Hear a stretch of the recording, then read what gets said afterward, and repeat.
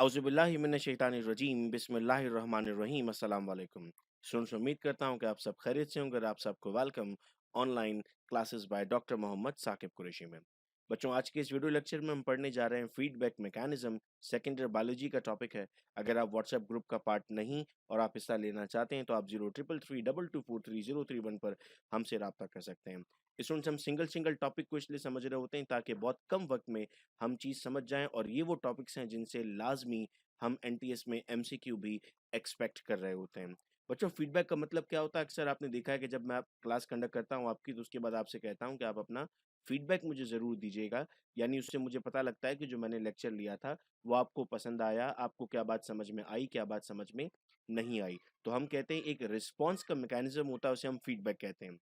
तो हमारी बॉडी में बेशुमार फिजियोलॉजिकल प्रोसेस हो रहे होते हैं, और इन फिजियोलॉजिकल प्रोसेस को मेंटेन कैसे किया जा रहा होता है सर? होम्योस्टैसिस के जरिए किया जा रहा होता है। और इसीलिए हमें ज़रूरत पड़ती है एक चेक एंड बैलेंस की। इसी चेक एंड बैलेंस सिस्टम को हम नाम देते हैं फीडबैक का।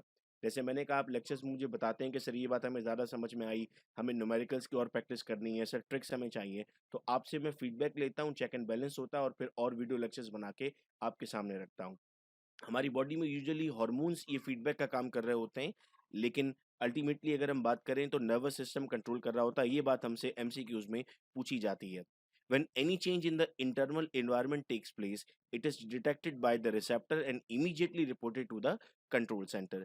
कोई भी चेंज आता है बॉडी में तो रिसेप्टर फौरन उसे सेंस करता है और उसके बाद काम भेजता है कंट्रोल सेंटर में। और हमारी बॉडी में कंट्रोल सेंटर क्या है सर? हमारी बॉडी में कंट्रोल सेंटर ब्रेन है।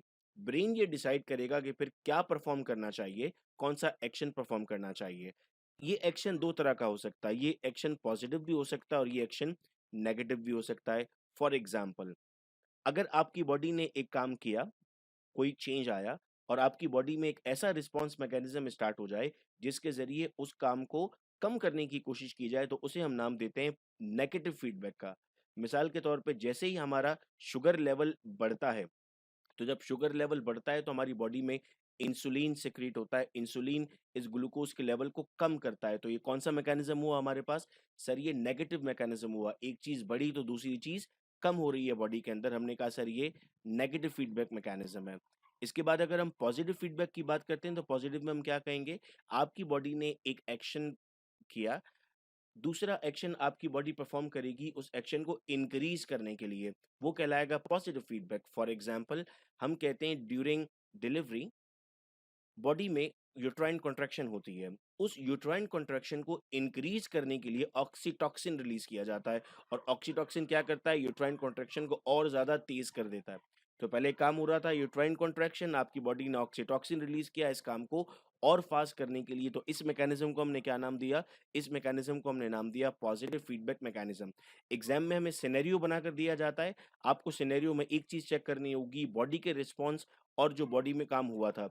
अगर वो दोनों उस चीज को इंक्रीज कर देंगे तो आप कहेंगे पॉजिटिव है, अगर वो उसे डिक्रीज कर देंगे तो हम कहेंगे नेगेटिव फीडबैक। उम्मीद करता हूं कि बहुत थोड़ी सी वक्त में हमने अपना एक एमसीक्यू अर्न कर लिया। एक एक नंबर हमारे लिए बहुत कीमती होगा। इसी तरीके से हम अपने पूरे कोर्स को कंप्लीट करते रहेंगे। बहुत शुक्रिया इस वीडियो लेक्चर को सुनने का। अपना बहुत ख्याल रखिएगा आप सब लोग। अल्लाह हाफिज।